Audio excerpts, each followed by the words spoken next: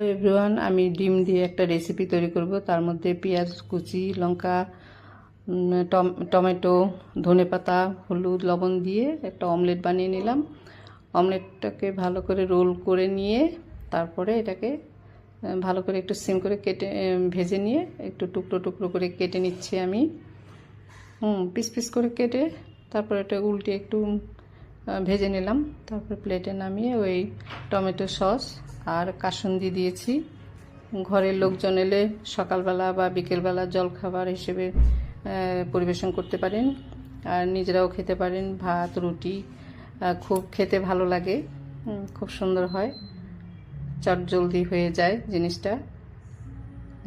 দেখতেও ভালো লাগে, খেতেও ভালো লাগে।